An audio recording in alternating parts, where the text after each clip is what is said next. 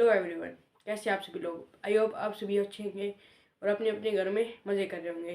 तो आज हम लोग पढ़ेंगे अपनी क्लास 10th का एक चैप्टर। ठीक है, जो हमारी फर्स्ट फ्लाइट है उस पहले एक बात बता देता हूँ मैं। हमारी जो फर्स्ट फ्लाइट बुक है उसका नाम फर्स्ट फ्लाइट क्यों रखा, क्योंकि जो ये फर्स्ट फ्लाइट बुक है इसमें 2 चैप्टर हमारे, वैसे गणित बहुत ज़्यादा चैप्टर, बस इसमें 2 चैप्टर ऐसे हैं जिनको देखकर इस बुक का नाम ही फर्स्ट फ्लाइट रख दिया। ठीक है, क्योंकि उन दोनों चैप्टर में फ्लाइट की बात हुई है। पहला चैप्टर था हमारे एक सीगल वाला, ठीक है, वो मैंने करवा दिया। अगर आपने वो नहीं देखा तो उसकी वीडियो जाकर देख लो। ठीक है, आज हम करेंगे उस चैप्टर का पार्ट 2। ठीक है, द ब्लैक एरोप्लेन। तो चलिए शुरू करते हैं।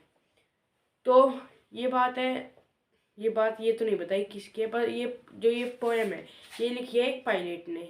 ठीक है, वो बताते हैं कि आज मैं अपने पुराने डकोटा एरोप्लेन मतलब डकोटा को इंग्लैंड लेकर जाऊंगा। ठीक है, फ्रांस से इंग्लैंड लेकर जाऊंगा।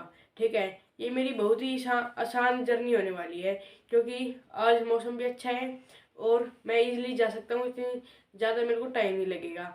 मेरे को इंग्लैंड जाकर अपने फैमिली के साथ एक इंग्लिश बड़ा ब्रेकफास्ट करना है।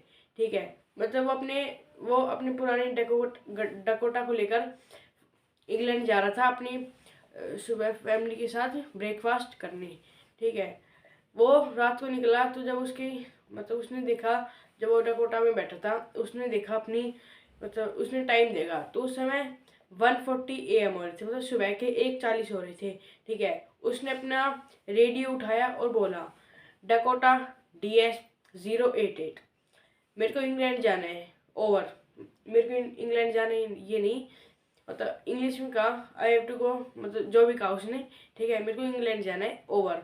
ठीक है, जैसे उसने ये बोला, ठीक है, रेडियो पर आवाज़ आई कि मतलब आप 80 डिग्री आप 80 डिग्री पश्चिम की तरफ मुड़ जाइए, आप इंग्लैंड के मार्ग पर चले जाएंगे। वो आगे जाते रहे। कुछ टाइम आगे जाने के बाद उसने उसके जो डकोटा था उसके आगे काले बादल आ गए। ठीक है, मतलब तूफान आ गया और मौसम खराब हो गया। वो वहां से वापस मुड़ सकता था, पर उसने सोचा कि उसने रिस्क लिया और वो आगे गया। ठीक है, वो आगे गया तो जब वो थोड़ी आगे चला गया, ठीक है, तूफान के अंदर वो एंटर हो गया था, तो उसने देखा कि जो उसका रेडियो था वो भी खराब हो चुका है और जिसका डायरेक्शन मीटर था वो भी खराब हो चुका है। ठीक है, अब वो कुछ भी नहीं कर सकता। वो थोड़ी आगे गया, तभी उसके पीछे से एक और एरोप्लेन आई। ठीक है, वो आई तो एक एरोप्लेन आई, वो थी ब्लैक कलर में। ठीक है, और जो हमारा ये पायलट था ये उसके पायलट को देख सकता था। ठीक है, और जो उस एरोप्लेन का पायलट था उसने इसको कहा कि आप मेरे पीछे पीछे ले आइए। ठीक है, आपको कुछ नहीं होगा।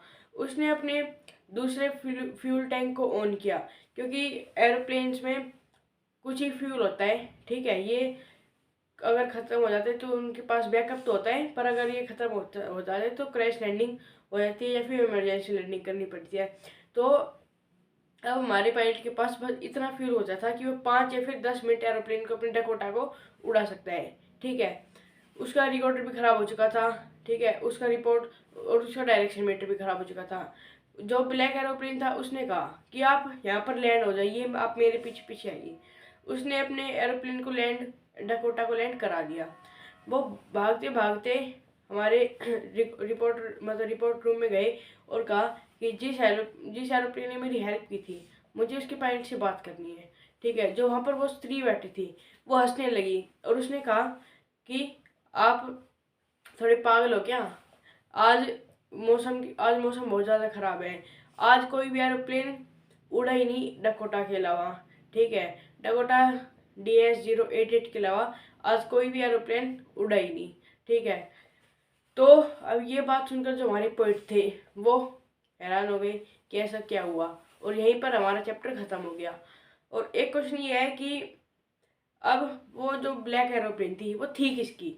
ठीक है, अब इसकी कोई एक्सप्लेनेशन चैप्टर में तो नहीं है, पर ये क्वेश्चन आज के बोर्ड में हम इसमें लिखेंगे कि वो जो ब्लैक एरोप्लेन जो आई थी वो कुछ नहीं थी, वो पोइट की इमेजिनेशन थी।